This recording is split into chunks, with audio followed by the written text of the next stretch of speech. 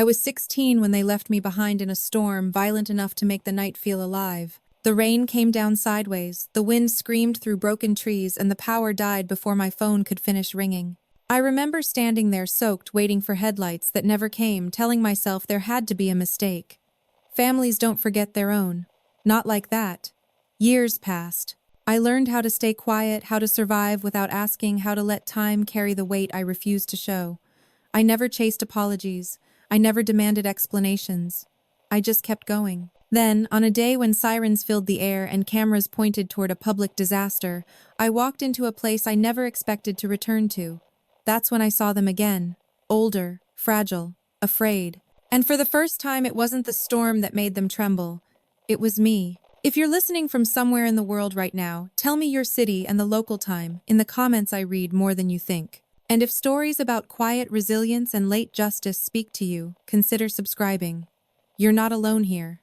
Before the storm ever came, there was already weather inside our house. I grew up in a small town in the Midwest, the kind where everyone waved but rarely asked real questions. Our house sat at the edge of a quiet residential streetlight, siding a narrow driveway and a lawn my father obsessed over every Saturday morning. From the outside, we looked fine, stable, normal. Inside, everything was measured. My parents weren't cruel in the way people imagine cruelty. There were no bruises, no screaming matches that spilled into the street. What they mastered instead was comparison, silence, favor. My older sibling Ryan was the center of gravity in our family. He was athletic, loud, confident. Teachers loved him. Coaches praised him. My parents spoke about his future as if it were already guaranteed. Scholarships, promotions, success that simply needed time to unfold. I was the quiet one, the one who did chores without being asked, the one who learned early that speaking too much only created inconvenience. At school, my GPA was higher than Ryan's had ever been, but report cards were skimmed, not celebrated. At home, my accomplishments were expected while his were earned. Ryan has drive, my father used to say at dinner, tapping his fork against his plate. You need to learn that. I learned something else instead. I learned how to disappear while still being useful. My mother worked long hours as a nurse, and when she came home, she didn't want conflict, she wanted quiet. That meant I learned to read the room before speaking. If she sighed, I stopped talking. If she rubbed her temples, I cleared the table. Ryan could argue, complain, slam doors. I adjusted. Money was always tight, though my parents never admitted it openly. Bills were paid late. Arguments happened behind closed doors. I overheard words like refinance and credit limit while pretending to do homework. Ryan's needs were still met: sports fees, equipment, weekend trips. Mine were discussed, delayed, or quietly dismissed. Do you really need that? My mother would ask when I mentioned a school trip or a new jacket. I stopped asking. By the time I was 16, I understood my place in the family hierarchy without anyone ever having to say it out loud. I wasn't the problem child. I wasn't the golden one either. I was the buffer, the extra pair of hands, the one who absorbed tension so others didn't have to. The storm warning started 3 days before it happened. Local news stations interrupted programming with red banners scrolling across the bottom of the screen. Severe thunderstorms, flash flooding, possible evacuations in low-lying areas. Our town sat near a river that had overflowed before, but never badly enough to force us out. My parents talked about it in fragments. If it gets worse, we'll go to your sister's place, my mother said one evening, stirring a pot on the stove. Ryan nodded. She said we could crash there if needed. No one looked at me. I assumed, as I always had, that I was included by default. Families don't itemize their children. They don't count them out loud. The day the storm arrived, the sky turned an unnatural shade of green by late afternoon. Wind rattled the windows hard enough to make the walls groan. Trees bent like they were bowing under pressure. My phone buzzed non-stop with emergency alerts. I came home from my part-time job early because the store closed. When I walked into the house, the air felt rushed. Drawers were open. Bags were being packed. We're leaving, my father said without preamble. The river's rising faster than expected. Okay, I said. Where are we going? To your sister's, my mother replied, already moving toward the bedroom. I waited. This was usually the moment when instructions came. Grab your jacket. Bring your shoes. Get in the car. Instead, my father paused and looked at me with irritation like I'd asked something obvious. You'll be fine here for a bit, he said. We're just going to see how bad it gets. I glanced at the windows. Rain hammered the glass in sheets. The wind howled like something alive. "The power might go out," I said carefully. "We'll be back before then," my mother answered, not meeting my eyes. Ryan was already carrying bags to the car.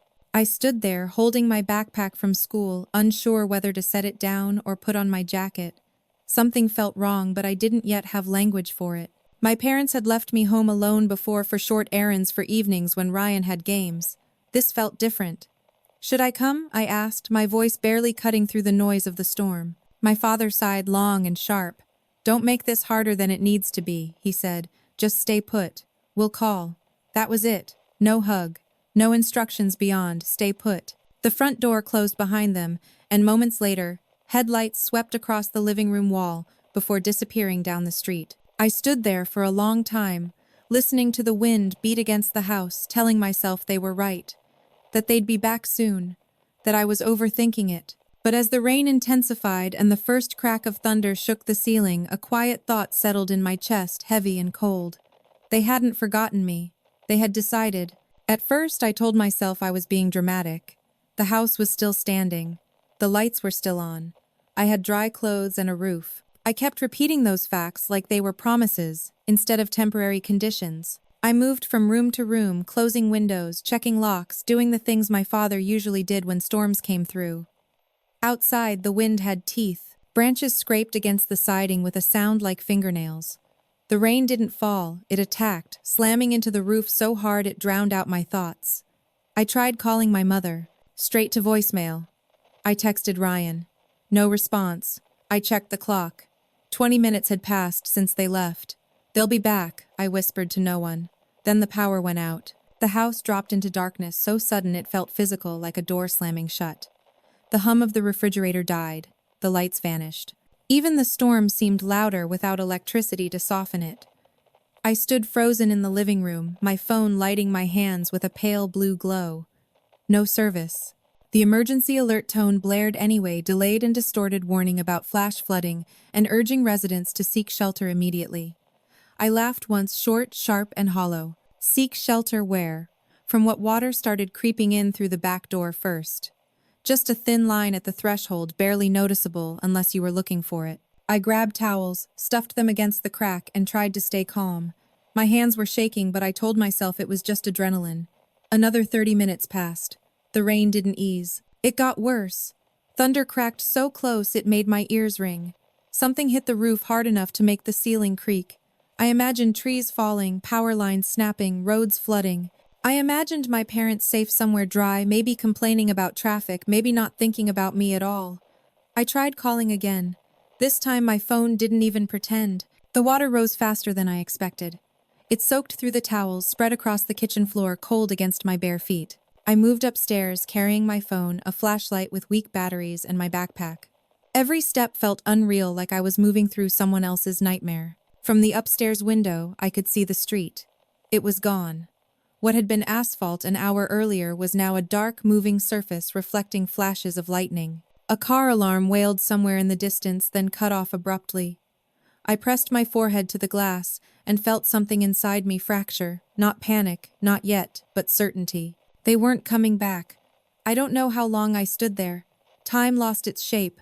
The storm owned everything. When the first floor flooded completely, I retreated to my bedroom and shut the door, even though I knew it wouldn't stop water or wind or fear. I curled up on my bed, fully dressed, hugging my knees, listening to the house complain and groan like it was alive and angry with me. My phone battery dropped to 20%, then 15. I sent one last text. "Please, I'm scared." It didn't deliver. At some point, the sound of the storm changed. It wasn't just rain and wind anymore. There was rushing, roaring, like something massive moving past the house. The floor beneath me vibrated. I imagined the foundation giving way, the house being lifted, carried, erased. I thought about my parents' faces, about how my father's expression had hardened when I asked if I should come, about my mother not looking at me, about how easy it had been to close the door. I wasn't angry yet. I was hurt in a way that felt deeper than pain, like my understanding of the world had been quietly rewritten without my consent. I didn't scream. I didn't cry. I didn't pray. I just waited. Hours later, long after I expected the house to fail, there was a knock. At first I thought I was imagining it. The sound was distant, almost swallowed by the storm. Then it came again. 3 sharp raps, deliberate, urgent. I stumbled to the window and looked down. A boat. A small rescue boat bobbed in what used to be my front yard, its emergency lights flashing red and white through the rain. A man in a bright waterproof jacket looked up and shouted something I couldn't hear. My legs gave out beneath me. I slid down against the wall, shaking so hard my teeth chattered. Someone was here. It took effort. I didn't know I had to get downstairs safely. The water on the first floor was chest high by then, cold enough to burn. I waded through it, holding onto furniture, calling out hoarsely.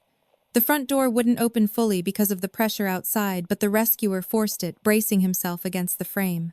"How many people?" he yelled. "Just me," I said. He looked past me, scanning the dark house. "Where's your family?" I didn't answer right away. The truth felt too big, too humiliating to say out loud. "They left," I finally said. "They said they'd come back." His jaw tightened, but he didn't comment. He wrapped a blanket around my shoulders, guided me into the boat, and kept his body between me and the water as we pulled away from the house. From the street, my home looked smaller, weaker, like something already half lost. At the emergency shelter, bright lights and noise hit me all at once. People cried. Volunteers shouted instructions. The smell of wet clothes and fear filled the air.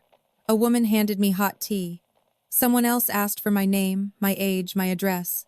When I told them I was 16 and alone, everything slowed. A social worker sat with me while I shivered under borrowed blankets. She asked gentle questions. Where were my parents? Had I been left intentionally? Did I feel safe going back with them? I didn't know how to answer. Hours later, long after the storm had passed, my parents finally arrived. They looked tired, annoyed, unhurt. My mother hugged me stiff and quick, like she was checking a box. My father spoke to the staff in a low, irritated voice about miscommunication and things getting out of hand. No one yelled at them. No one accused them. There were no consequences that night. As we left the shelter, my father leaned close and said quietly, "You made this a bigger deal than it needed to be." I nodded. But something inside me had already gone silent. The morning after the storm, our town looked like it had been shaken and put back together wrong. Trees lay across roads like fallen giants. Power lines sagged low, tangled with branches and debris. Cars sat half-submerged in muddy water, abandoned wherever they had lost the fight. The air smelled like wet earth and gasoline, sharp and unfamiliar. Our house was declared temporarily uninhabitable. The first floor had taken on too much water. The walls were soaked, the floors warped. A red tag was taped to the front door by a city inspector who spoke in calm, rehearsed phrases about safety and insurance. I stood beside my parents as he explained it, wrapped in a borrowed jacket, my shoes still damp from the shelter. My parents nodded like this was just another inconvenience. "Well, that's that," my father said when the inspector left. "We'll stay with your sister for a while." He said it the same way someone might say we're out of milk. No one asked how I'd slept. No one mentioned the boat. No one acknowledged the fact that I'd spent the night believing I might die alone in that house. At my sister's place, I slept on the couch. It was supposed to be temporary. A few days, maybe a week. That turned into almost 2 months. Life resumed quickly for everyone except me. Ryan complained about the lack of privacy. My sister argued with my parents about groceries and utilities. Insurance calls were made, contractors were scheduled, repairs discussed, plans formed. I hovered at the edges of every conversation, invisible again, but now something had changed. The silence I'd learned to live inside had become heavier, more deliberate. I spoke less. I moved quietly. I watched. I noticed how my mother told the storm story to friends. "It was chaos," she'd say. "We barely made it out." She never said my name. At school, teachers asked questions when they heard what had happened. Guidance counselors pulled me aside, concerned, softening their voices. I gave them careful answers. Yes, it was scary. Yes, everything was fine now. Yes, my family took care of me. I learned quickly that telling the truth made people uncomfortable. There was one meeting I couldn't avoid. Child Protective Services called my parents in after the shelter reported that I'd been found alone during a natural disaster. The meeting took place in a small office that smelled like stale coffee and disinfectant. A woman with kind eyes and a clipboard asked questions slowly, clearly. "Why was your child left behind?" she asked. My father answered before I could. "It was a misunderstanding. We thought he was coming with us." My mother nodded. The situation escalated quickly. No one intended for him to be alone. The woman turned to me. "Is that how you remember it?" The room felt smaller. My parents' eyes were on me, not angry, not pleading, expectant. I thought about the door closing, about the look on my father's face when I asked if I should come, about the hours I'd spent waiting in the dark. "Yes," I said. "That's how it happened." The woman studied my face for a long moment, then wrote something down. The case was closed a week later.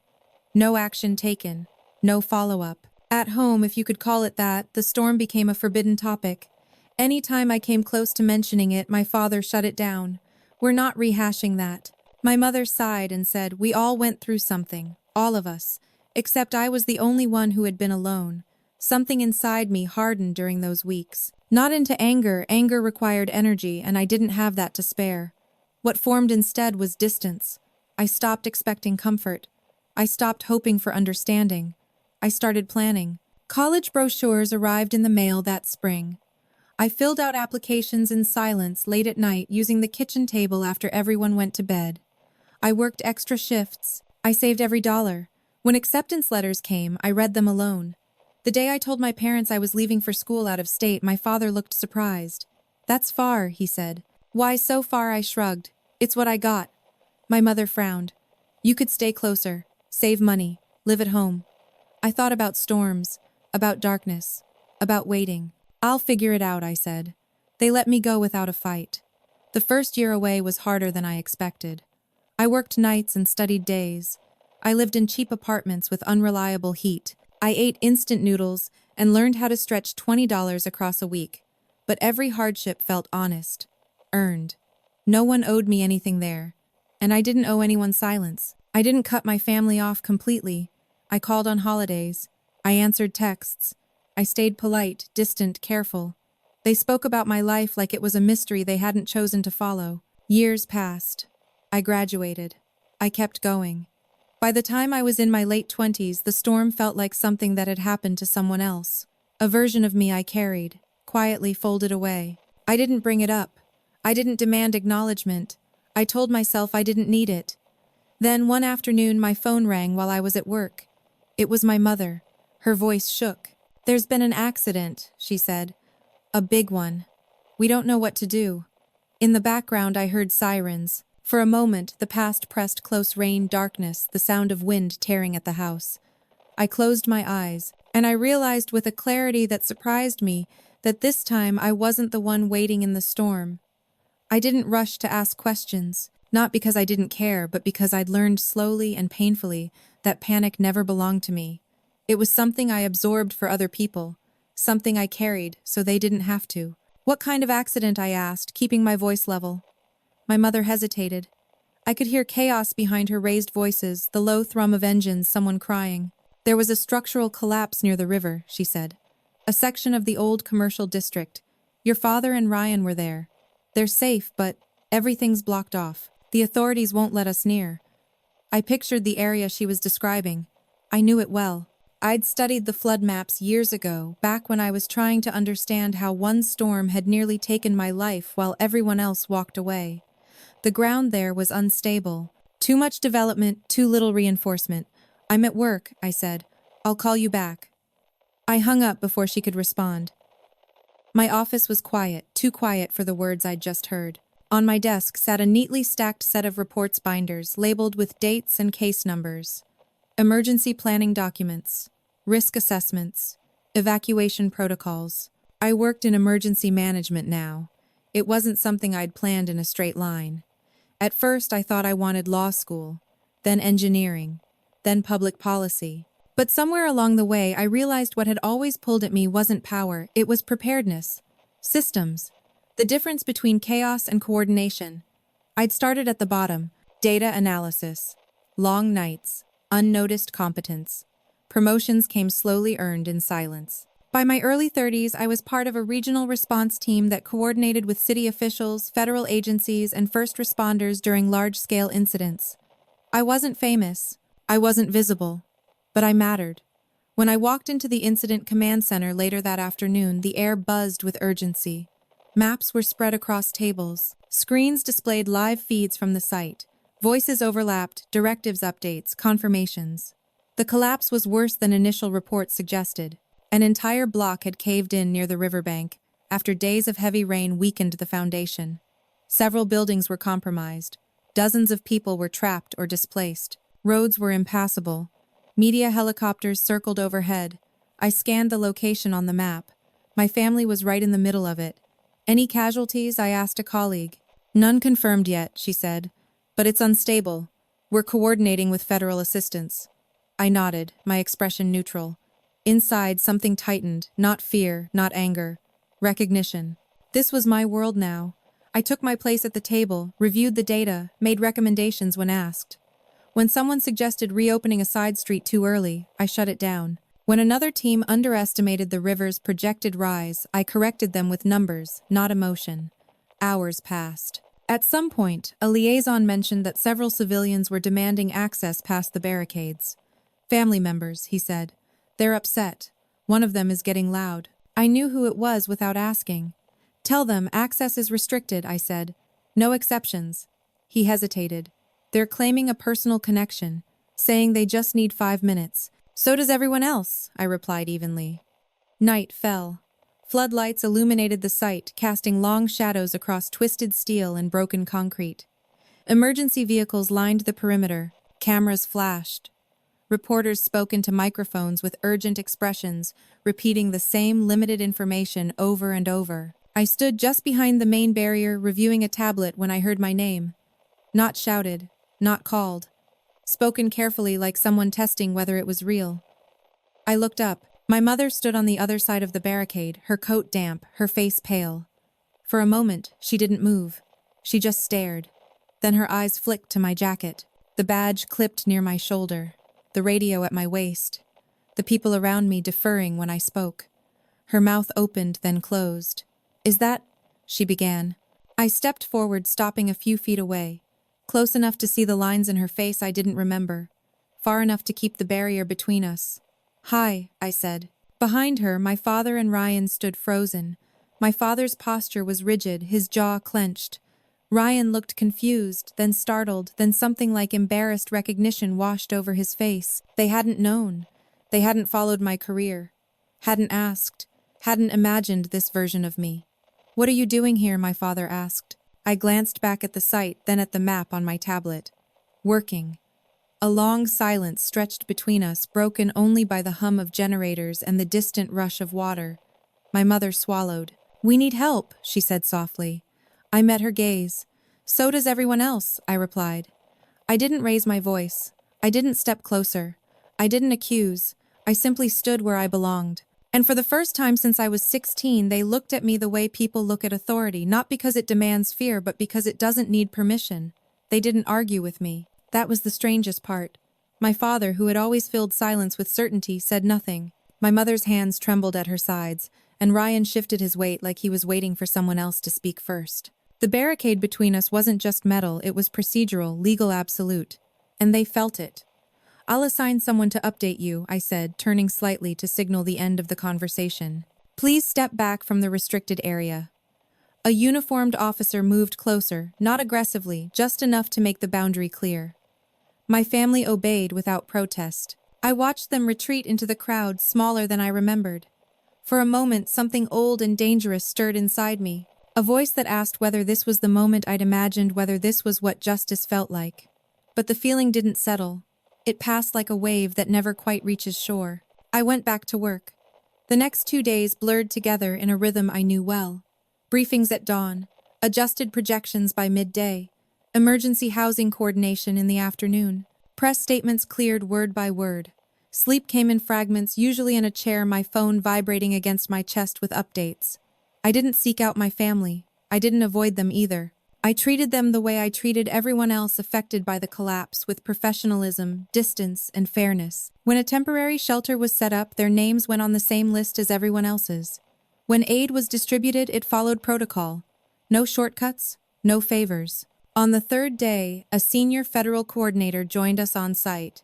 He reviewed the situation, listened to our recommendations, and nodded. You've handled this well, he said quietly after a briefing. Your risk assessment saved time. Thank you, I replied. He glanced toward the barricades where a small group of civilians waited anxiously. You know some of them, yes. Family, yes. He studied me for a moment, then said, good boundaries. That night, after my shift ended, I sat alone in my car with the engine off the windshield, reflecting the harsh glow of floodlights. I didn't feel triumphant. I felt tired in a way that reached my bones. I thought about the shelter years ago, the clipboard, the questions, the way truth had been softened until it fit neatly into someone else's comfort. No one had asked me then how it felt to be left behind. No one was asking now either. The difference was that I no longer needed them to. On the fourth day, my mother found me again. This time she didn't call my name from across a barrier. She waited until I was walking alone toward the parking area. My jacket unzipped my badge, no longer visible at a glance. "Can we talk?" she asked. Her voice was quieter than I remembered. I stopped, but I didn't turn fully toward her. "I have a few minutes." She nodded quickly, like she was afraid I'd change my mind. "I didn't know," she said. "About your job. About this." I let the words hang in the air. "You never asked." Her eyes filled, but no tears fell. "We thought you were doing fine. You always seemed fine." I thought about the night of the storm, about hugging my knees in the dark, about learning how to survive without making noise. I said. "Eventually." She clasped her hands together. "We made mistakes." That word mistakes landed exactly where I expected it to. Soft, vague, safe. "Yes," I agreed. She looked at me, then really looked like she was trying to match the person in front of her with a memory that no longer fit. "You didn't have to be so distant." I met her gaze fully for the first time. "I did." She flinched just slightly. There was a long pause. In it, I felt the weight of everything unsaid, the storm, the shelter, the years of silence, the way my leaving had been accepted too easily. "I'm glad you're safe," she said finally. I nodded. "I'm glad you are too." That was all.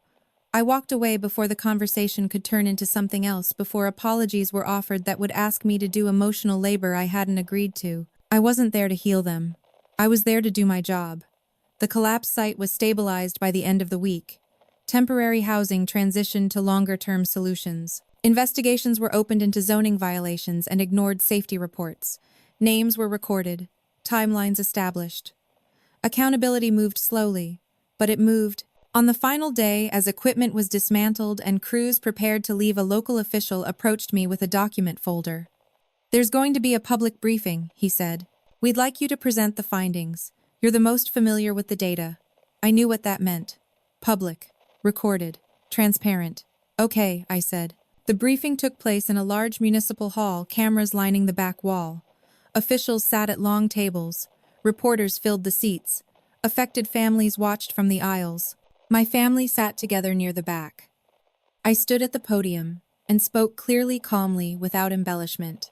I explained the causes of the collapse, the failures that led to it, the steps being taken to prevent it from happening again. I referenced reports, inspections, ignored warnings. I didn't name my family. I didn't need to. When questions came, I answered them with facts. When emotions flared, I didn't mirror them. I stayed steady. As I stepped away from the podium, applause filled the room, not loud, not dramatic, but sincere. I caught a glimpse of my father's face as I passed. He didn't look angry. He looked small. Later that night, alone in my apartment, I sat on the edge of my bed and let the quiet settle. For the first time in years, I allowed myself to feel something close to relief. Not because they had seen me, but because I had finally stopped waiting for them to. I thought the worst of it was over. The site had been stabilized. The public briefing was done. Investigations were officially underway. My role was supposed to wind down, hand over documents, transition oversight to the next phase, return to my regular duties. That's how these things usually worked. But disasters have a way of revealing what people hide, and this one wasn't finished speaking yet. 2 days after the briefing, I was called back in early. Not by my supervisor, but by the legal liaison assigned to the case. "There's a complication," she said over the phone. Her tone was careful, professional. "Something we need you to review in person." When I arrived at the temporary command office, the atmosphere was different. Quieter, tighter, fewer people moving around, more doors closed. The liaison handed me a thick folder, its edges already worn from being passed between hands. "These are zoning and safety documents from the past 8 years, she said, "specifically related to the block that collapsed." I flipped through the pages. Permits. Inspection reports, emails printed and highlighted, red flags I recognized immediately. These warnings were ignored, I said. Yes, she replied. But that's not the issue. She slid one page forward. My father's name was on it. Not buried, not incidental, signed, dated, clear. He'd been part of a local advisory committee years ago, one that had reviewed redevelopment proposals for that exact area. A committee that had raised concerns, then quietly withdrawn them after pressure from developers. I felt something shift in my chest, not shock, not anger. Alignment. So he knew, I said. Yes. And still went there, I added. During severe weather. Yes. The liaison watched me carefully. This creates a conflict of interest for you. I nodded slowly. I understand. We can reassign you, she continued. But your involvement up to this point is documented and appropriate. The question is whether you want to step back now. I closed the folder. For years, my family had framed the storm as an accident. A misunderstanding. Bad timing. No one's fault. Now the truth was laid out in black ink and signatures. I'll step back from decision-making, I said. But I won't erase myself. She nodded. That's reasonable. News broke the next morning. Local outlets reported that prior safety concerns about the collapsed district had been formally raised and dismissed. Names weren't published yet, but speculation filled the gaps quickly. Social media did what it always did, connecting dots with varying degrees of accuracy. By noon, my phone buzzed nonstop. Colleagues, old classmates, numbers I didn't recognize. Then my father called. I let it ring. He called again. I answered on the third attempt. Did you know, he asked without greeting. Yes, I said, a sharp breath on the other end. Then you know, this is complicated. It's documented, I replied. That's not complicated. His voice dropped. You could help smooth this out. There it was. The request he'd never said out loud but had always expected.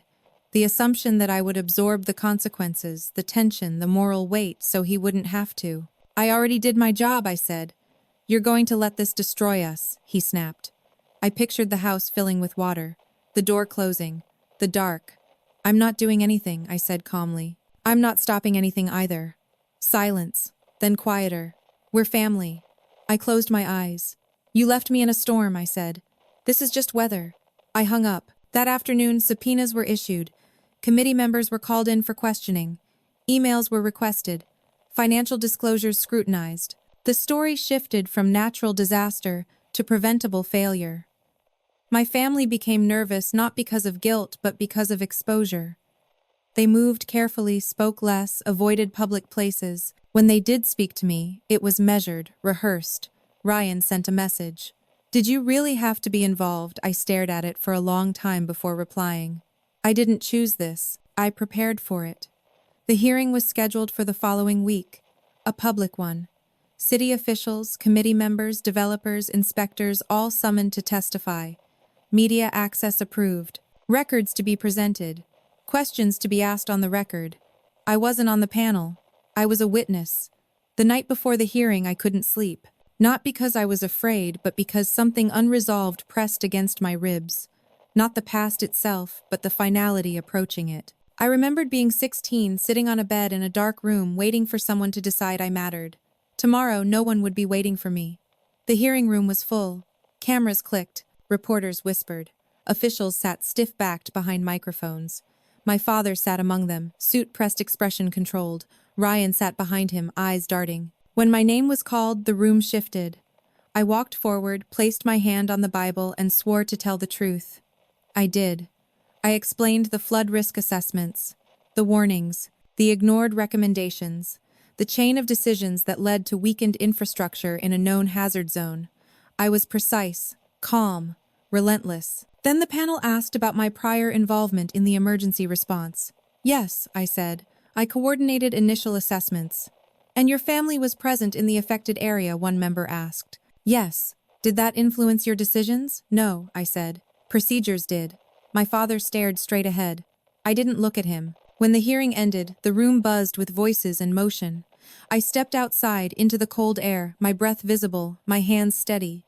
Behind me, I heard my mother's voice, thin, fragile. You didn't have to do that. I turned slowly. Yes, I said. I did. And for the first time, I meant it not as defense, not as explanation, but as fact. The fallout didn't arrive all at once. It came in waves, headlines first, then consequences. By the morning after the hearing, every local news outlet was running some version of the same story.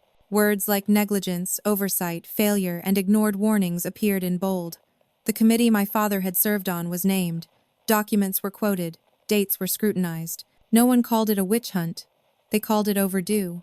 I watched the coverage from my apartment, the volume low, coffee cooling untouched in my hands. I didn't feel satisfaction. I felt distance, like I was observing a storm from a reinforced building, aware of its power but no longer at its mercy. My phone vibrated again and again. I didn't answer. Not because I was hiding, but because I didn't need to explain myself to people who were only just learning how deep the water went. Later that afternoon, I was asked to return to the municipal building. Not for another hearing. For documentation. A legal assistant met me at the entrance and escorted me down a hallway I hadn't been in before, quieter, narrower, lined with closed doors. We stopped at a small conference room. Inside sat two attorneys, a city compliance officer, and a man I recognized immediately. The senior investigator. He was older, his hair gray, his posture relaxed in the way that only came from authority that didn't need to announce itself. He stood when I entered and offered a brief nod. "Thank you for coming," he said. "Have a seat." The door closed behind me. The meeting was procedural, methodical. They asked me to confirm timelines, clarify documents, authenticate communications. I answered carefully, accurately, without commentary. Then the investigator folded his hands on the table and looked directly at me. "There's one more thing," he said. "Your family has alleged bias." I didn't react. "They claim your testimony was motivated by personal resentment," he continued, "specifically related to the storm incident when you were a minor." The room went still. I met his gaze. "Is that relevant to the facts? That's what we're determining." I nodded once. "Then I'm happy to clarify." I described the night of the storm, briefly, factually, no embellishment, no emotion beyond what was necessary for accuracy. I mentioned the rescue, the shelter report, the CPS inquiry. I slid copies of documents across the table. "They were already part of the public record," I said. "I requested them years ago." The investigator reviewed them silently. "These were never contested," the compliance officer said. "No," I replied. "They were minimized." The investigator leaned back slightly. "In your professional opinion, did that incident influence your work on this case?" I thought about the answer. About the difference between motivation and integrity. About preparation versus revenge. "No," I said. "It influenced my career choice, not my decisions." He held my gaze for a long moment. Then he nodded. "That aligns with our assessment." The meeting ended shortly after. As I stood to leave, the investigator spoke again. "For what it's worth, you handled yourself well." "Thank you," I said. Outside, the sky was clear, cold, bright. I didn't go home right away. I walked instead, letting the city move around me. People passed without knowing who I was or what I carried. That anonymity felt earned. I stopped at a small park and sat on a bench, my coat pulled tight against the wind. That's where Ryan found me. I recognized his voice before I saw him. "You didn't have to humiliate him," he said. I looked up slowly. Ryan stood a few feet away, hands shoved into his pockets, jaw tight. He looked older than I remembered, not in years, but in wear. "I didn't," I said. I testified. "You knew what it would do," he snapped. "You knew they'd tear him apart. They're examining decisions," I replied. "Not feelings." He laughed bitterly. "You always talk like that, like everything's just systems and procedures." "That's because systems don't abandon people," I said quietly. "Individuals do." He opened his mouth, then closed it. For a moment, something like doubt flickered across his face. "You could have come with us that night," he said finally. "You didn't fight it." I stood. I said. "That was the fight." His expression shifted, confusion, giving way to something else. Guilt, maybe, or realization arriving too late to be useful. "You've changed," he said. "Yes," I replied. "I had to." We stood there in silence, the city humming around us. Then he shook his head, turned, and walked away without another word. I didn't follow. The official findings were released 2 weeks later. The collapse was ruled preventable. Multiple warnings had been ignored. Accountability was assigned at several levels. Legal proceedings were recommended. My father resigned from every remaining advisory role he held. No one asked me how I felt about that. I didn't need them to. The last time I saw my parents was outside the courthouse. They were waiting for their attorney, standing close together like people bracing against cold. When my mother saw me, she hesitated, then approached. "We didn't know you were like this," she said softly. I studied her face, the lines, the fatigue, the woman who had once tucked me in without really seeing me. I was always like this, I said. You just didn't need me to be. She nodded slowly as if something finally made sense. Are you happy? She asked. I considered the question. I'm steady, I said. That's enough. She didn't try to hug me. She didn't apologize again. She just stepped back, returning to my father's side. As I walked away, I felt something loosen in my chest. Not forgiveness. Release. The storm that had shaped my life no longer defined its horizon. I had crossed it, and I wasn't looking back. After the findings were released, the city moved on faster than my family did. New committees were announced. Policy reforms were drafted. Press conferences shifted focus from blame to prevention. The machinery of accountability did what it always did. It absorbed the damage, recalibrated, and continued forward. My family, however, remained suspended in the moment where consequences finally had names. I heard about it indirectly. A colleague mentioned seeing my father's resignation in the paper. An old neighbor sent a message asking if everything was okay. Ryan's social media went quiet. My mother stopped calling altogether. The silence felt familiar, but this time it didn't feel heavy. At work, I was reassigned to a different region. Routine, they said. Rotation. A fresh set of challenges. I accepted without resistance. Stability I'd learned didn't require permanence. The new assignment was quieter, fewer cameras, fewer crises, smaller towns, slower emergencies. I drove long miles between sites, staying in modest hotels, reviewing preparedness plans that no one thought they'd ever need. I did the work the same way I always had, carefully, thoroughly, without asking for recognition. One afternoon, as I was finishing a site visit at a county office, my phone buzzed with a message I hadn't expected. It was from my father. We need to talk. I stared at the screen for a long time before responding. About what I typed. There was a pause. Then, about everything. I didn't answer right away. Not because I was afraid of the conversation, but because I needed to be honest with myself first. I sat in my car with the engine running, watching clouds drift slowly across a wide, empty sky. I thought about what he might want. An explanation, an absolution, a way to make the world feel less like it was slipping out from under him. And I thought about what I wanted. Not closure, not reconciliation, not even apology. Truth. Tomorrow, I replied finally. Public place. We met at a cafe near the courthouse.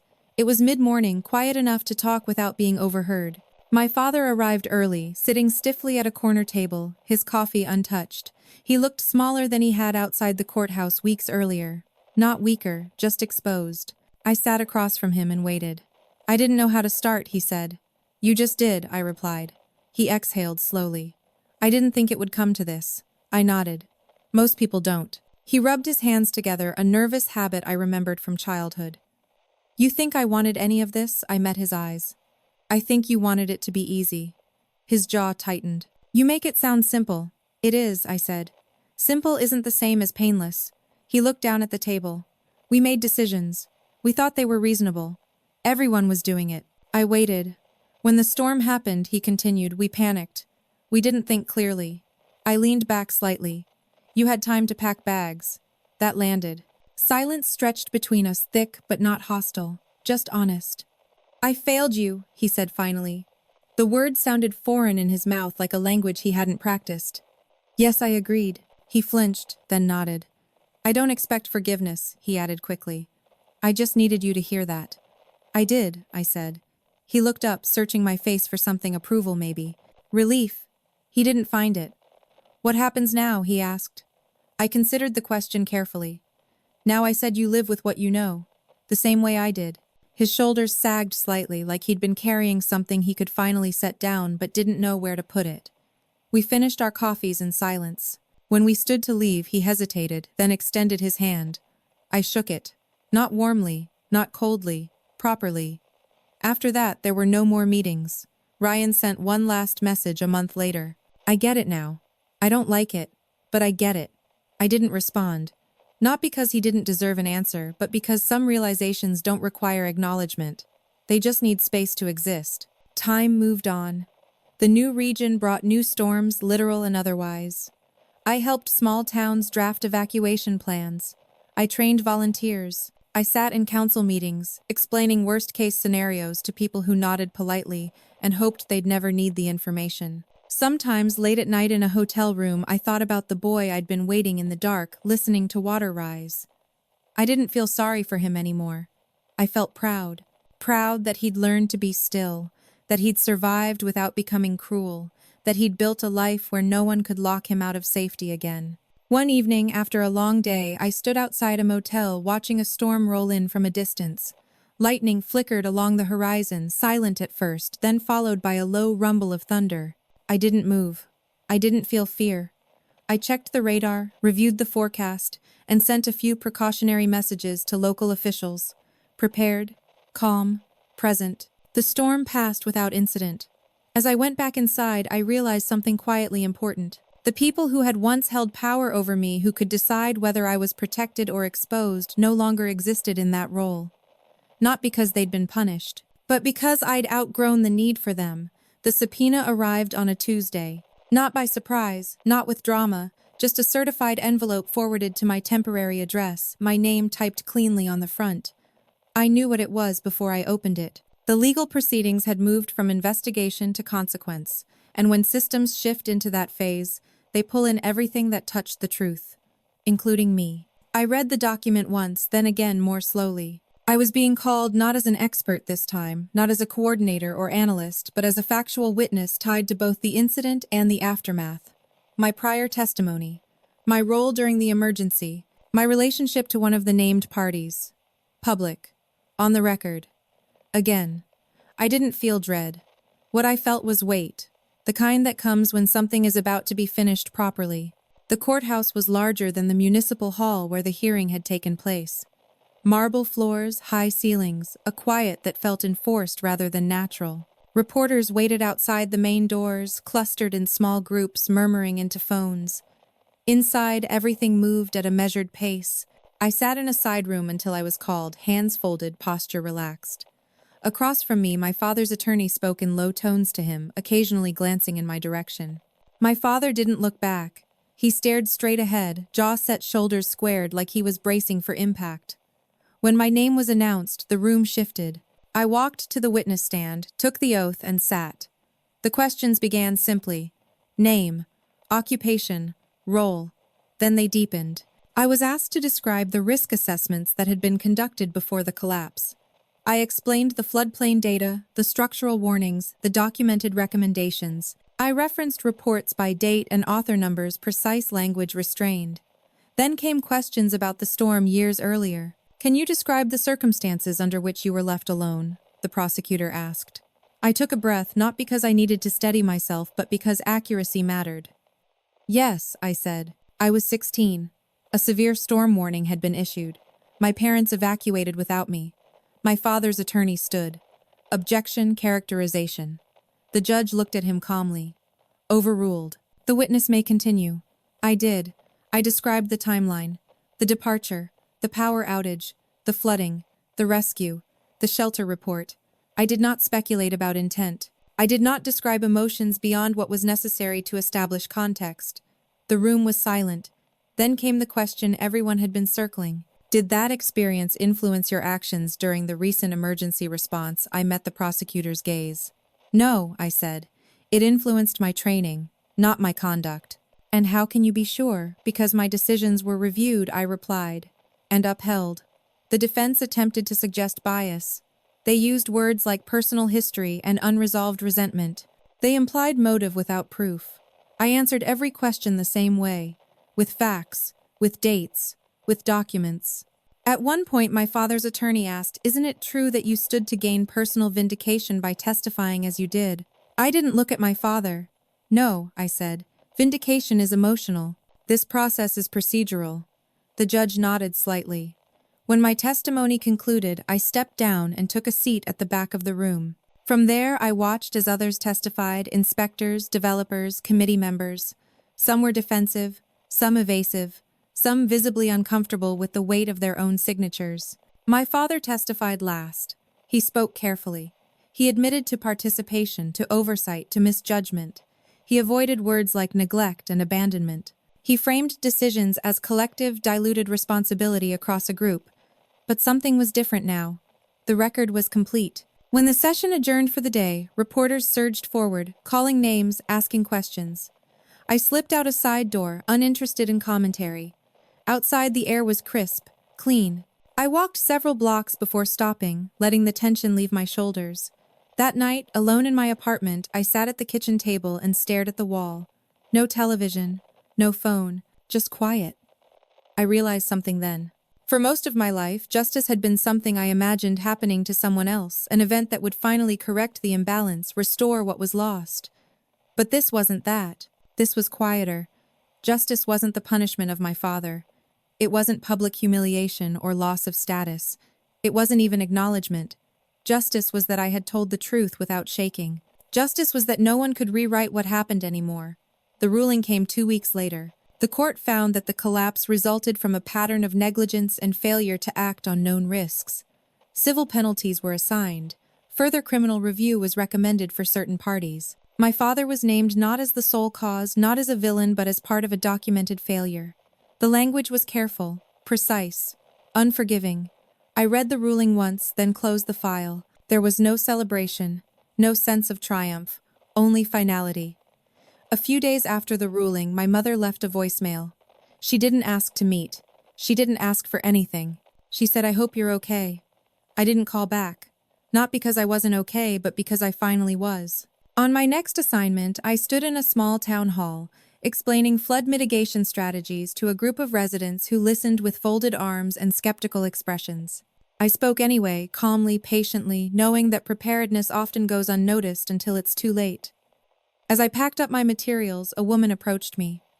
"My son's 16, she said. "He hates these meetings. Says nothing ever happens." I smiled faintly. "I understand. Why do you do this work?" she asked. I thought about the storm, the darkness, the long wait. "So fewer people have to learn the hard way," I said.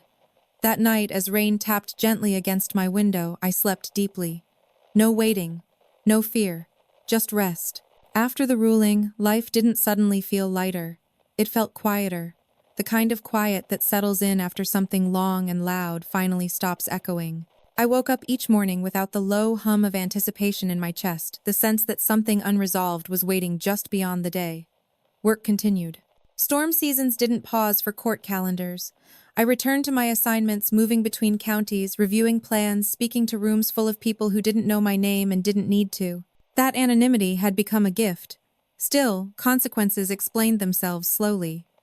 My father's name appeared in follow-up articles, then disappeared again as public attention shifted. He accepted a settlement. He withdrew from community boards. Invitations stopped coming. The version of him I'd grown up with, the one who believed authority was permanent, had to learn what it meant to live without it. I didn't witness that transformation directly. I heard about it through gaps. A neighbor mentioned my parents were selling their house. A distant relative asked if I'd seen the news. Ryan sent a message that he deleted before I could read it fully. The past loosened its grip without ceremony. One evening, as I was finishing a report in a hotel room, my phone rang. An unfamiliar number. I considered letting it go to voicemail, then answered. It was my mother. "I won't keep you long," she said quickly, like she'd rehearsed it. "I just wanted to let you know we're moving. Out of state." "Okay," I said. A pause. "Your father's health hasn't been great." "I'm sorry to hear that," I replied, and meant it in the way you mean sympathy for a stranger. Another pause. Longer this time. "You don't have to come," she said. "I just thought you should know." "I appreciate that," I said. She inhaled, then exhaled slowly. "I wish I'd protected you better." The words were quiet, unadorned. Not an apology, something closer to recognition. I closed my eyes. "I protected myself," I said gently. "That mattered too." She didn't respond right away. When she did, her voice was steadier. "I hope you have a good life," she said. "I already do," I replied. When the call ended, I sat still for a long time. Not because I was overwhelmed, but because nothing inside me needed to react. That was new. Weeks later, I found myself back near my hometown for a regional planning conference. I hadn't intended to go, but the schedule lined up and I didn't avoid places anymore. Avoidance had been a phase. I'd outgrown it. On the last afternoon, I drove past my old street. The house was empty. A for sale sign leaned slightly to the left, its corners worn. The lawn was overgrown. Curtains gone from the windows. The place where everything had happened looked smaller than I remembered, less like a monument, more like a structure that had done its job and been abandoned. I parked across the street and sat in my car. I didn't go inside. I didn't need to. I remembered the night of the storm, clearly, the wind, the water, the waiting. But I also remembered the rescue boat, the blanket, the hands that pulled me out. Rescue, I realized, hadn't been a single moment. It had been a process. I drove away without looking back. At the conference, I spoke on a panel about risk communication, about how people often ignore warnings until consequences become personal. I spoke about clarity, about responsibility, about the cost of delay. Afterward, a young man approached me. He couldn't have been more than 20. "My family thinks I'm dramatic when I talk about disaster planning," he said. "They tell me to relax." I smiled, not unkindly. Preparation often looks like overreaction until it doesn't. He nodded, relieved. That night alone in my hotel room, I thought about something I hadn't considered before. What if justice wasn't about balance? What if it wasn't meant to return anything? What if it simply drew a line and said, "This is where the truth stands now"? I slept well. Months passed. Seasons shifted. I received an offer for a senior role, more responsibility, broader oversight. I accepted without hesitation. Not because I needed to prove anything, but because I trusted myself now. On my last day in the old position, my supervisor shook my hand. "You've got a steady presence," she said. "People trust that." I nodded. "That's enough." On my way out, I packed my things slowly. A notebook, a framed certification, a small photo I'd taken years ago of a calm river at dawn. I paused once, hand on the doorframe, and thought about the person I'd been at 16, alone, cold, waiting. I wished I could tell him something. Not that everything would work out. Not that people would change. Just this: you won't always be waiting. As I stepped into the hallway, my phone buzzed with a message from Ryan. "They're gone." I stared at the words, then replied, "I know." That was all. I didn't feel relief. I didn't feel grief. I felt complete. Because the story that had once defined me was no longer being written by anyone else. The last storm of that year arrived without warning. No red banners scrolling across the screen. No urgent alerts buzzing my phone. Just a sudden shift in the air, heavy, still charged. The kind of weather you learn to recognize only after you've lived through the worst of it. I was in a coastal town then, overseeing a routine preparedness drill. The irony wasn't lost on me. We'd just finished walking through evacuation routes when the first drops of rain hit the pavement, darkening the concrete in uneven circles. People looked up. Someone laughed nervously. "Guess we practiced just in time," a local official said. I smiled faintly. "Practice doesn't stop storms," I replied. "It just stops panic." The rain intensified quickly. Thunder rolled in, low and distant. Nothing catastrophic, just enough to remind everyone how fast control can slip if you assume it's permanent. As the drill wrapped up, I found myself standing alone under the awning of the municipal building, watching the rain fall in steady sheets. Cars passed slowly, headlights cutting through the gray. The world looked quieter when rain blurred its edges. That's when it hit me. For the first time in my life, a storm didn't feel personal. It wasn't a threat. It wasn't a memory. It wasn't a test. It was just weather. I thought back to the night I'd been left behind, the way the storm had felt like judgment, like proof that I didn't matter enough to be protected. For years, every dark cloud carried that echo. Every heavy rain brought the same tightening in my chest. But standing there now, dry and prepared, I realized something had changed. The storm no longer defined me. I had built a life where I was never dependent on someone else's choice to be safe. Later that evening in my hotel room, I unpacked slowly. The routine grounded me, folding clothes, lining up documents, charging devices. I checked forecasts for the surrounding counties, sent a few emails, and closed my laptop. The rain continued outside, steady and patient. My phone buzzed with a notification from the channel hosting my recent talk. Comments were coming in, people sharing their own stories, some about storms, some about families, some about being left to figure things out alone. I read them quietly without urgency. One comment stayed with me. "I didn't realize how much I was waiting for my family to change until I heard your story. Thank you." I stared at the words for a long time.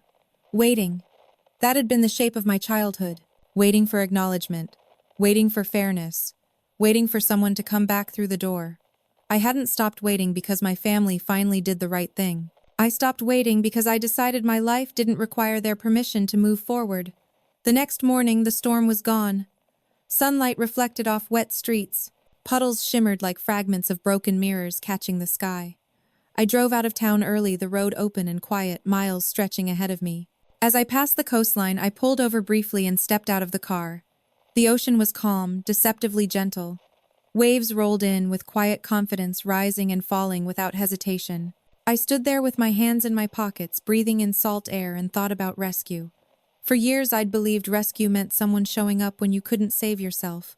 A boat, a hand, a voice in the dark. But rescue, I'd learned, could also be slower. It could look like education, like boundaries, like telling the truth even when your voice doesn't shake. It could look like walking away without needing the other person to understand why.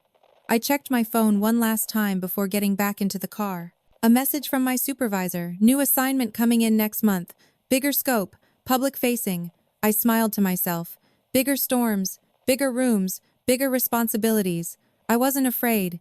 As I drove, I passed families heading toward the beach, kids pressed against windows, laughter spilling out when doors opened. I didn't feel bitterness watching them. I didn't feel envy. I felt calm. Because my story didn't end with abandonment. It didn't end with revenge. It ended with something quieter and stronger. I had become someone who could stand in the middle of chaos without being consumed by it. Someone who didn't need to be chosen to be worthy. Someone who understood that justice doesn't always announce itself, but it leaves you standing taller when it arrives. That night in my own apartment, I sat by the window as rain returned, lightly tapping against the glass like a familiar rhythm. I didn't close the curtains. I let myself watch. If you've ever been the one left behind, physically or emotionally, know this: the storm isn't the end of your story. Waiting isn't your destiny. And rescue doesn't always come from the people who hurt you. Sometimes it comes from who you become after. If this story made you reflect on your own journey, I'd love to hear where you're listening from and what time it is there right now. And if you want to stay with stories about quiet resilience and late justice, consider subscribing. You don't have to walk through the storm alone.